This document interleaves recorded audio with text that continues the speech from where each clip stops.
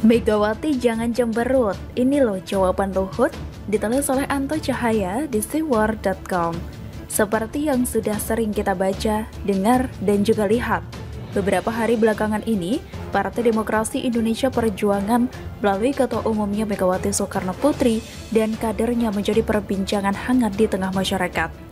Pasalnya, PDIP yang menjadi pendukung utama pemerintah terlihat gerah melihat Presiden Jokowi yang tak lain kader PDIP menunjuk Luhut Binsar Panjaitan dan Erlangga Hartarto yang dari Partai Golongan Karya atau Golkar menjadi komandan penanganan COVID-19 dan bukan memberikan tanggung jawab itu kepada para kader PDIP di dalam pemerintahan. Soal di atas sebetulnya juga sudah saya kupas dari angle yang berbeda. Mengapa Presiden Jokowi cenderung memberi kepercayaan kepada kedua figur yang berasal dari Partai Golkar? Jika menurut saya, ada dua hal yang mendasar, sedang faktor lain pasti ada, sehingga wajar jika timbulkan asumsi dan juga persepsi. Pertama, Luhut Binsar Panjaitan dan Erlangga Hartarto dipandang memiliki kapabilitas dan kapasitas dalam mengemban tugas. Kiranya dalam masa kepemimpinannya selama periode pertamanya, sang presiden tentu sudah mengetahui kemampuan mereka. Terbukti pada periode kedua, LBP dan Erlangga tetap dipertahankan menjadi menteri yang memiliki kewenangan luas sebagai menteri koordinator yang membawahi beberapa kementerian. Jika indikatornya adalah kapabilitas dan juga kapasitas, tentu presiden jauh lebih paham dibanding orang-orang di luar istana, termasuk dalam hal ini kader PDIP yang hanya melihatnya dari sisi luar dengan segala kepentingannya. Semestinya memahami dalam situasi pandemi seperti ini, tidak terlalu dipolitisir sehingga menimbulkan anasir, jadinya terkesan bau anyir. Apabila menunjuk dari kader PDIP baik yang berada di dalam pemerintahan atau di luar pemerintahan, barangkali presiden memiliki pertimbangan tersendiri. Kedua, ini bisa saja keputusan politis. Secara tersirat Jokowi seperti sedang memberikan sinyal. Ia lebih condong merapat ke Golkar mengingat kedekatan secara pribadi terhadap keduanya. Melepas bayang-bayang intervensi sang ketum PDIP yang secara semiotika politik manuvernya sejauh ini tidak sejalan dengan Jokowi. Contoh yang paling nyata adalah saat Megawati menerima gelar profesor di Unham. Jokowi tidak menghadirinya tapi lebih memilih kunjungan kerja ke Jawa Tengah dan didampingi oleh Ganjar Pranowo. Kendati setelahnya Jokowi memberikan ucapan selamat dan memuji Megawati melalui video atas nama presiden dan pribadi. Sebetulnya dari peristiwa itu saja dapat kita lihat, di permukaan mereka nampak tenang, tapi di dalam sangat memungkinkan bergelombang. Gerahnya PDIP atas penunjukan dua Golkar itu benar-benar dinyatakan dengan sangat keras. Akhirnya, Megawati dan Puan Maharani bersama kawan-kawannya gencar menyerang pemerintah, mencuri perhatian Jokowi, dan mengirimkan sinyal ketidaksukaan atas keputusan. Dapat dipahami rupanya iri dan dengki menyelimuti sebagian kader PDIP. Petugas partai yang selalu dinyatakan oleh Megawati sang ketua umum PDIP seperti sebuah kode keras kepada Jokowi. Petugas partainya oleh Megawati juga telah dianggap offside. Dan hal-hal seperti di atas yang kiranya ada intrik intervensi dan seorang presiden tidak bisa diperlakukan layaknya anak buah saja. Seperti yang biasa ia katakan di banyak kesempatan. Kadang sang ketum PDIP itu lucu dan wago. Tapi pada akhirnya usaha PDIP untuk mencari perhatian pemerintah berhasil. Tapi statement bukan keluar dari Jokowi, tapi dari Luhut Binsar Panjaitan, orang yang langsung ditembak oleh Puan Maharani beberapa waktu yang lalu. Seperti yang dilansir dari awak media, Menteri Koordinator Kemaritiman dan Investasi Luhut Binsar Panjaitan mendadak mengatakan bahwa Presiden Joko Widodo sebagai panglima tertinggi. Luhut Panjaitan menyebut dirinya dan Menko Perekonomian Erlangga Hartarto hanyalah komandan wilayah. Dengan struktur penanganan sekarang ini, menurut hemat saya sudah sangat baik, karena Presiden menjadi panglima paling tinggi dalam penanganan ini.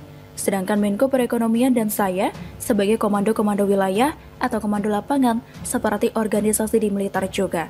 Jelas Luhut Panjaitan dalam konferensi pers pengumuman perpanjangan PPKM pada Senin 9 Agustus 2021 kemarin. Menurut Luhut Panjaitan, setiap kebijakan yang diambil oleh pemerintah telah mempertimbangkan sejumlah aspek. Selain itu, masukan dari para ahli diakomodasi. Penanganan di luar Jawa Bali tidak bisa serta dibandingkan dengan Jawa Bali, karena tantangan di luar Jawa Bali lebih besar dari tantangan dalam Jawa Bali. Contohnya, Dalam hal dukungan infrastruktur kesehatan, pemerintah akan terus bekerja keras mengendalikan pandemi di Indonesia, ungkap Luhut Panjaitan. Kiranya sudah cukup jawaban dari Luhut Binsar Panjaitan yang dipersoalkan oleh Megawati meminta Presiden Jokowi yang langsung jadi Panglima tertinggi penanganan COVID-19.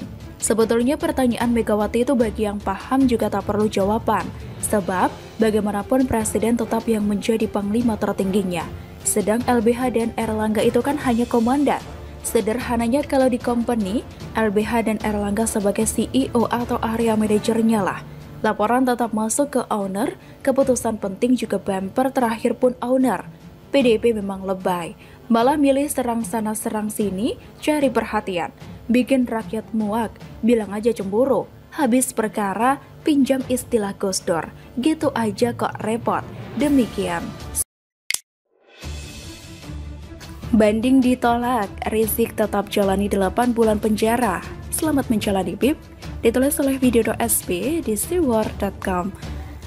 Ada kabar yang menaikkan imunitas terkait keputusan Pengadilan Tinggi DKI Jakarta yang diketok pada Rabu lalu, 4 Agustus 2021. Terkait banding ex-pentolan Front Pembela Islam atau FPI Habib Rizik Syihab terkait kerumunan Petamburan, Rizik harus menerima kenyataan bahwa pengadilan memutuskan menolak upaya bandingnya, atau dengan kata lain, Rizik tetap dihukum 8 bulan penjara. Putusan ini seperti dilansir oleh CNN Indonesia sekaligus menguatkan putusan Pengadilan Negeri Jakarta Timur nomor 221/Sus/2021/Pengadilan Negeri Jakarta Timur sebagai putusan yang dimintakan banding oleh Rizik tersebut, yang secara resmi diketok oleh Ketua Majelis Hakim Sugeng Hiyanto dengan anggota Tony Pribadi dan Yahya Syam. Meski begitu, hukuman yang ditanggung oleh Rizik di penjara tidak selama 8 bulan penuh karena akan dikurangi masa penahanan yang sudah beberapa waktu ini dijalani oleh Rizik. Sekalipun mungkin banyak yang kecewa dengan putusan hukuman akhir yang dianggap kurang lama, tetapi rasanya cukuplah hukuman 8 bulan penjara sebagai pelajaran bagi Rizik agar tidak mengulangi kesalahan yang sama, yakni terkesan menantang aturan yang secara resmi ditetapkan dengan menyebabkan kerumunan di Petamburan. Tak lama setelah kedatangan dari masa pengasingan di Arab Saudi selama 3,5 tahun. Namun tenang saja, selain kasus Petamburan, ada lagi kok kasus Megamendung di mana putusan pengadilan sudah diketok dengan memberikan hukuman 5 bulan penjara kepada sosok yang pernah diberitakan terlibat kasus chat asusila dengan wanita bernama Firza tersebut. Dengan masih menantikan kelanjutan dari kasus terkait chat asusila tersebut, kita tahu bahwa ada cukup banyak kasus hukum yang sudah mengantri untuk dihadapi oleh Rizik. Yang seumpama semuanya dibuka dan kudu diputuskan melalui pengadilan, Rizik akan sangat kenyang mondar-mandir ruang tahanan ke ruang persidangan selama beberapa waktu ke depan. Itu pun belum dihitung dengan masa hukuman yang harus dijalani. Tentu akan membuat orang itu sementara waktu akan seperti lenyap di telan bumi. Meski sayangnya masih melalui kuasa hukumnya atau lewat ucapan yang disampaikannya saat persidangan, Rizik masih bisa mengucapkan sesuatu yang dikhawatirkan. Masih dapat menggelorakan semangat membela pemimpin dari kawasan ex-FPI, seperti yang dahulu kerap dilakukan Rizik ketika masih di luar penjara.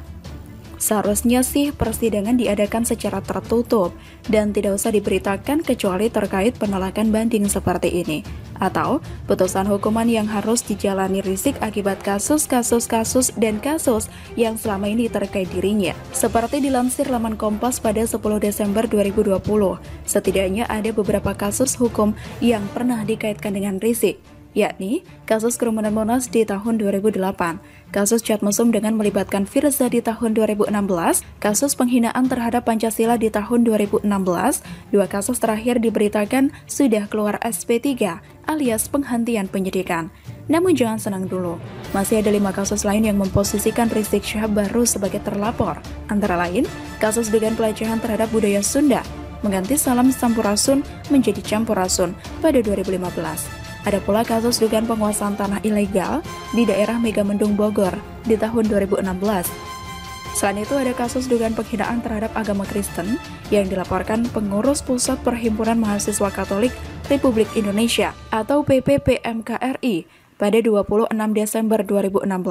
Kalau belum cukup, masih ada 2 lagi, yakni kasus dengan penyebaran ujaran kebencian dan penghinaan agama atas ceramah Rizik di Pondok Kelapa, Jakarta Timur pada 25 Desember 2016. Dan terakhir terkait ceramah Rizik Syihab soal pecahan uang Rp100.000 yang disebut mirip lambang PKI yakni Palu Arit yang dilaporkan Jaringan Intelektual Muda Anti Fitnah atau JIMAF ke Polda Metro Jaya 8 Januari 2017.